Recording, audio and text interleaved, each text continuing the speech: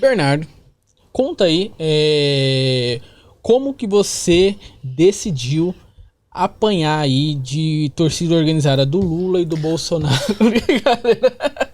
Vamos entrar já na polêmica. Brincadeira com fundo de verdade. O Bernardo aqui, ele gosta assim de apanhar da torcida do Lula, da torcida do Gosta Bolsonaro, né? Gosta de arrumar confusão e ainda fala muito de criptomoedas, né? Pra que apanhar mais, tá apanhando ainda mais. Como se já estivesse apanhando pouco, vamos apanhar mais. Vamos entrar em mais polêmica. Mas assim, quer começar fazendo as perguntas sérias agora? Vamos focar aqui no...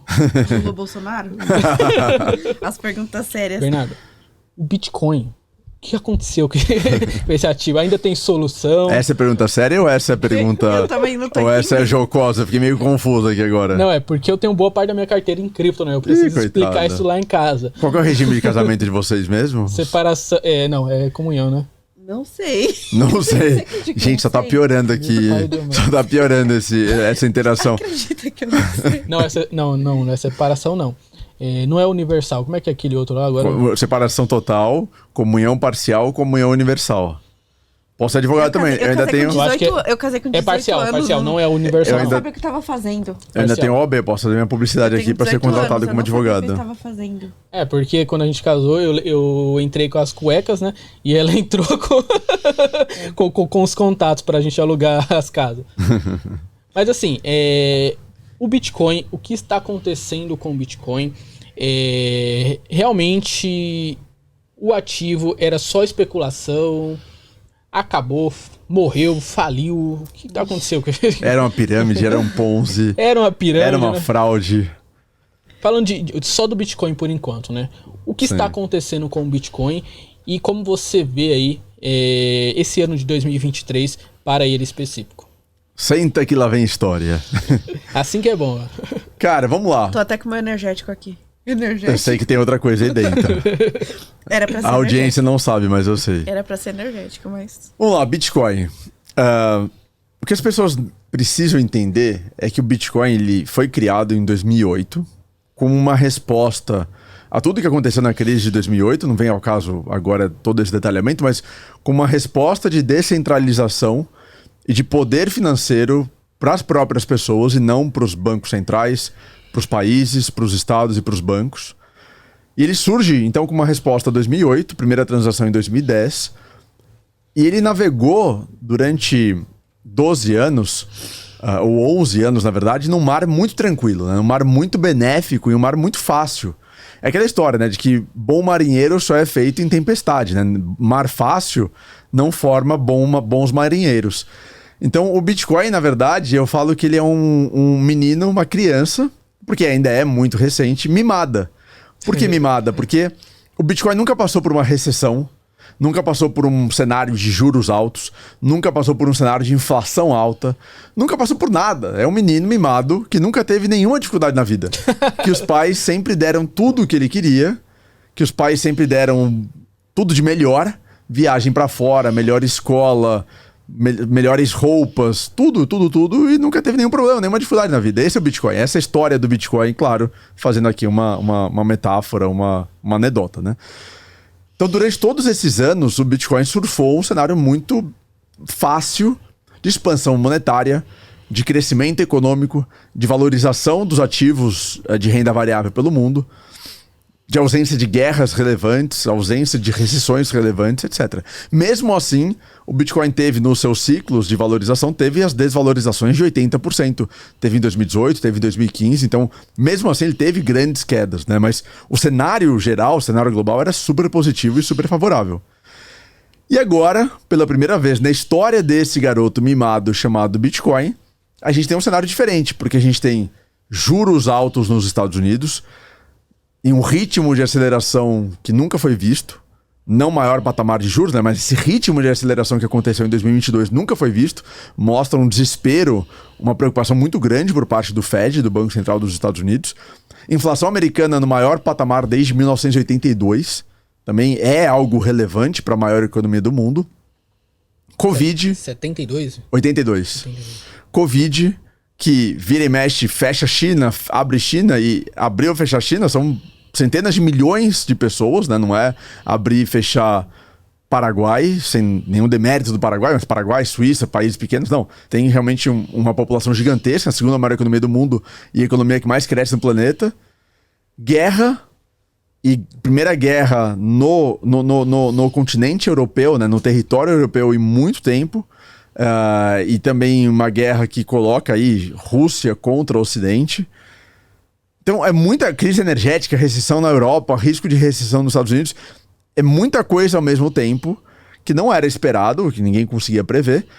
E, de novo, esse garoto mimado, que sempre teve tudo na vida, da noite pro dia, encontra muitos problemas que não estavam na mesa há muitas décadas. Então, o Bitcoin não morreu, o Bitcoin não deu errado, o Bitcoin não perdeu os fundamentos.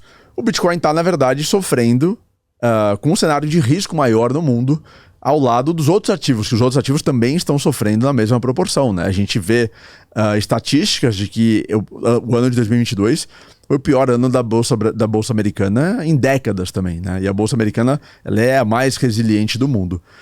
Isso de um lado. Então, esse cenário de imprevisibilidade, de risco muito alto, de algum ineditismo também no cenário internacional, afeta, obviamente, o Bitcoin. Além disso, um segundo fator que acaba afetando muito o Bitcoin é que agora tem muito dinheiro dos institucionais. Até 2020, mais ou menos, quem investia em Bitcoin eram os entusiastas, pessoas de tecnologia, pessoas libertárias, liberais, que são conceitos diferentes, né? Mas enfim, eram nichos mais específicos que investiam e que apoiavam o Bitcoin. Por realmente a falta de adesão na sociedade. A partir de 2020, com o Covid, com a preocupação dessa grande impressão desenfreada de dinheiro por parte dos bancos centrais, o Bitcoin passou a chamar mais a atenção dos institucionais e houve um fluxo muito grande de dinheiro institucional para o Bitcoin. O que foi bom, por um lado, porque fez com que o Bitcoin saísse lá do fundo do Covid de $3 mil para $70 mil, então uma valorização acima de 20 vezes em... Isso foi de fevereiro, de março de 2020 a novembro de 2021. Então a gente está falando em menos de 2 anos, uma valorização de 20 vezes é muita coisa. É muita coisa. E foi o dinheiro institucional que acabou contribuindo para isso, né? Porque o dinheiro institucional, ou seja, o dinheiro dos maiores investidores do mundo, fez com que a capitalização de mercado do Bitcoin também crescesse, também aumentasse. Então, se por um lado o dinheiro institucional foi positivo para fazer com que a capitalização do Bitcoin aumentasse, por outro lado, agora a gente está sofrendo os efeitos desse mesmo dinheiro institucional. O que eu quero dizer com isso?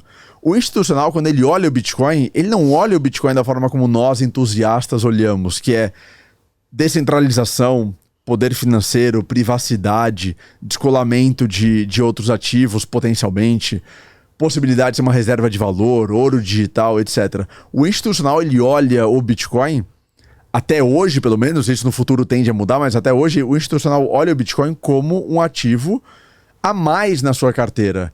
Ele não olha o Bitcoin como o melhor ativo do mundo, como solução para vários problemas financeiros internacionais. O institucional olha o Bitcoin como um ativo a mais na carteira, no seu portfólio. Assim como existem as ações americanas, ações europeias, ações asiáticas, ações emergentes, existe o Bitcoin. E, consequentemente, quando o institucional precisa, ou quando o institucional toma saque, quando o institucional tem que devolver dinheiro para os seus cotistas, ou quando o institucional precisa buscar ativos mais seguros, no caso o dólar, ele sai vendendo qualquer ativo. Claro, ele sai vendendo primeiro os mais arriscados e aí o Bitcoin entra nesse bolo. Então, o mesmo dinheiro institucional que fez com que o Bitcoin subisse muito, agora está derrubando o preço do Bitcoin. Porque, de novo, para o institucional ele não vai segurar o Bitcoin falando, putz, esse ativo ele é mais relevante, ele tem propriedades descentralizadas, propriedades deflacionárias, propriedades de privacidade. Nada disso. O institucional vai vender o Bitcoin para proteger o seu patrimônio, para proteger o seu portfólio, proteger o seu fundo, da mesma forma como ele vende as ações internacionais, ações emergentes e ações americanas. Então, o Bitcoin sofre muito pelo mesmo motivo, ou assim, são dois lados da mesma moeda, né? O que fez o Bitcoin valorizar está fazendo o Bitcoin desvalorizar. Mas, em resumo, não morreu, não tem nenhum problema em termos de fundamentos. Pelo contrário, eu acho que o Bitcoin passou em 2022, ou o mundo cripto, na verdade, passou em 2022 por alguns ineditismos muito relevantes. Quebra da FTX, uma das maiores corretoras do mundo. quebra da Luna, uma das maiores moedas do mundo, que ok, não tem nada a ver com o Bitcoin, mas é o mundo cripto, né? A Luna tinha capitalização de bilhões de dólares e aquilo virou pó da noite pro dia. E nada aconteceu com o Bitcoin, né? Então, existia até uma dúvida, né? Putz, é FTX quebrando, será que o Bitcoin vai quebrar também? O que vai acontecer? E, na verdade, o Bitcoin não pode ser quebrado. Porque todas as outras moedas... E aí eu paro de falar, porque eu avisei que eu falo muito, né? Vocês não estavam... Vocês não foram enganados. Mas todas as criptomoedas, ou quase todas, elas têm uma empresa por trás criando. Tem um responsável, tem um fundador, etc. Todas. Exceto o Bitcoin. Então, se as empresas por trás dessas criptomoedas quebrarem... as criptomoedas, consequentemente, quebram. Ou podem potencialmente quebrar. O Bitcoin não tem ninguém por trás do Bitcoin. Essa que é a beleza do Bitcoin. Então, o Bitcoin, ele é... Você falou do nosso ex-presidente, ele é inquebrável. Que ele usou outras expressões, né? Ele é inquebrável, imbrochável.